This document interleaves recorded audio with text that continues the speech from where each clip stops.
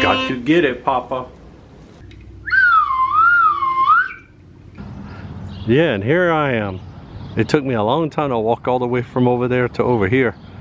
But when I came and visited Clovis that day, that early morning, this wasn't open yet either. It was so early they weren't even open. But this is the Cajun Music Hall of Fame and Museum. And while it's not really a thing for me to be able to show music or play music because of copyright things and stuff like that, we can still look at this and I'll give you an idea of what's in here. So when you come over here, you can visit that and look at that and enjoy that. So let's go inside and see that. Yeah, there's a lot of things in here from local musicians, including even just drums and big bass. You ever see anybody play those? That's the old way. And they have a Hall of Fame, so along the walls they have a lot of famous local musicians.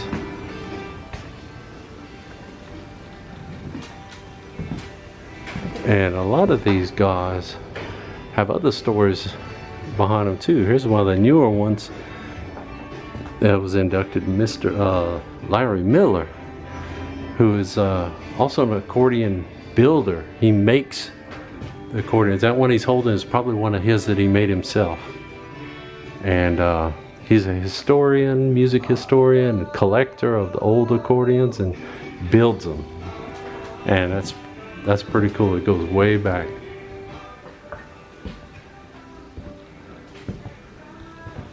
And here's the rest of the museum. And they have some things for sale. They have a lot of good local CDs, Cajun music. There are older ones and newer ones. All kinds of local, well-known Cajun musicians. And a lot of them are known outside of this area too, so got it covered.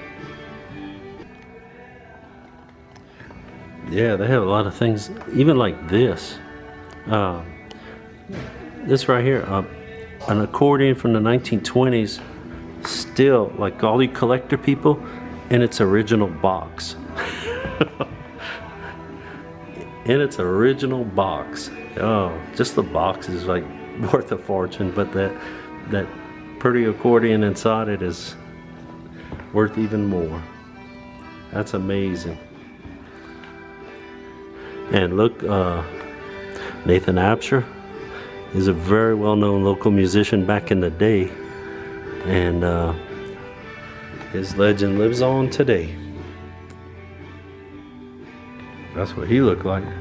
That's one of the most famous pictures of him too.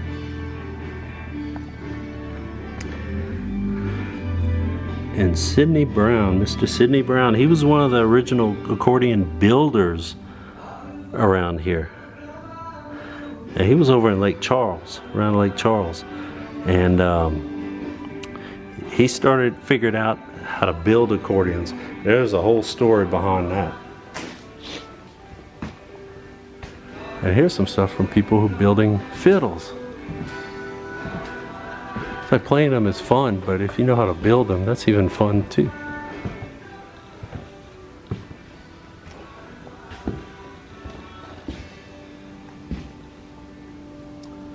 Look at those.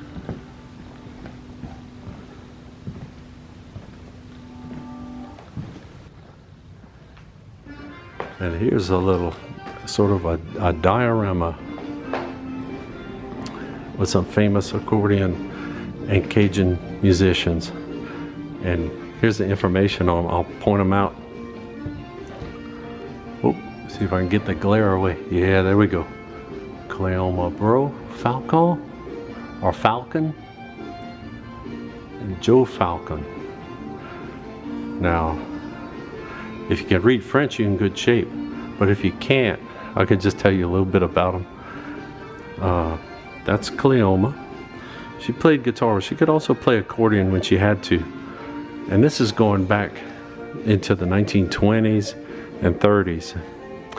And she and her husband Joe,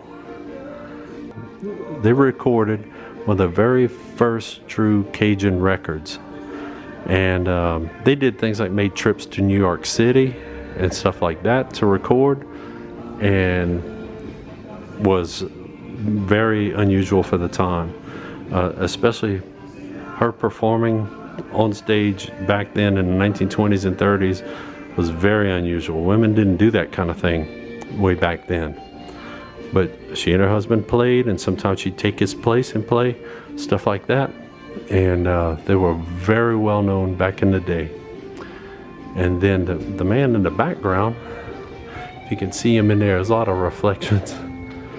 Let me see if I can hit my lens against the glass here. Ooh, almost got it. Oh, there he is. Wait, there we go.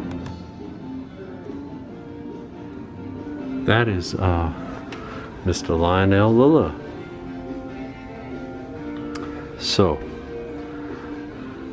they were all some of the early people, very well known for their local music, their Cajun music. And look, you see that funny looking box right there? That's actually what they kept the accordion in. Nothing fancy, but it did the job. And look, here's some more stuff about the Falcons. And the daughter, Lula or Lulu. 1928, they recorded that. That was the first record that they did.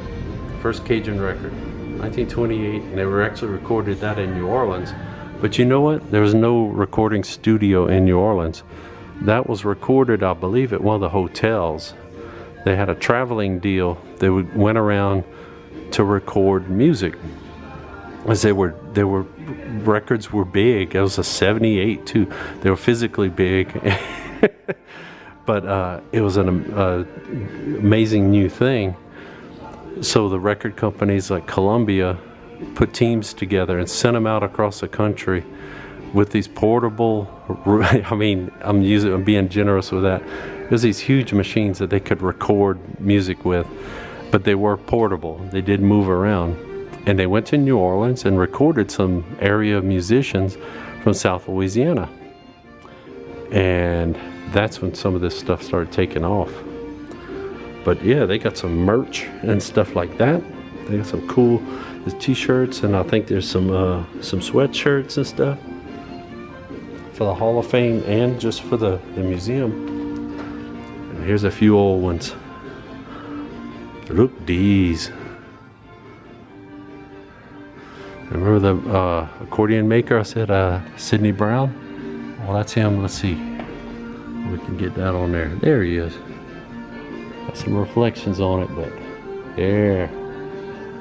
Yep, that's Sidney Brown. The man that made that other recording, other accordion himself. Amédée Ardouin, very well known early musician, and led the way to Zydeco back in the day. And look that. Jimmy C. Newman, who just sang Lach Palapatat. If you don't know that, you gotta have to look that one up. That's a good one too. That's a toe tapper, like they say. And there's some old instruments, fiddles and accordions that people have saved over the years, and a lot of them were played by some very famous hands in this area. And there's a big accordion case for Aldous Roger. They even got some people's hats. Look at that. That's it. Eagle Brand, Sterling, and Monarch were some of the big names in accordions back in the day.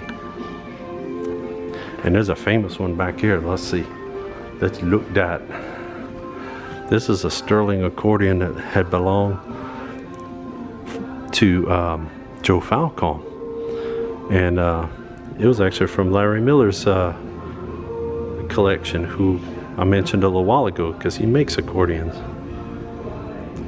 But that was Joe Falcon, the guy in the case back here with his wife. Now I don't know if that particular accordion in there ever rode around in that case right there, but it's possible. Small world. Yep, so that was a quick little visit to the Cajun Music Hall of Fame and the Eunice Depot Museum and my old partner Clovis Crawfish over here in the city of Eunice. So if you ever get a chance to come by here, you ought to do that, especially if you like music and like Cajun music. You can get in there and see all that history, and even find some copies of some CDs and stuff that you might not have. And there's even a few books in there. So we'll see you, and who knows, next time we'll see Clovis, but we might pop up again one day on Look That. That was an interesting little trip. And you finally got to see the two places I said I would revisit back in episode 002. Made it. We've done it. You can check that off the list. But one thing y'all might have noticed, especially if you're not from around here, is some of the names and some words are pronounced a little different than what you might be used to. And for example, in the Hall of Fame Museum there, the last name of one of the musicians looks like, when you see it written, it looks like Falcon, like what is that, the Captain America guy and stuff. But no, it's not Falcon, not around here. Well, some people do say that, they say Falcon, but some people say Falcon. Okay. So it's up to you. You kind of flip a coin and you see if they make a face at you when you say their name, then you probably said it wrong. Another one was, there was a very famous musician. His last name was, when you see it written, you might think Roger. Like Roger. Nope. That's not right. That's probably not right. It's probably Roger. So, you see how it works? And the same thing, you go up and you say, hello, well, hello, Mr. Roger, you know, and you watch their face, and then they make a stinky eye at you, then you, oh, I said it wrong. I said, how do you pronounce your name? Kind sir, please don't beat me up. And they'll tell you the right way. And let's see. Oh, another one that was tricky. It's like, even to see it written, it's hard to say. And it might look like Ardoin,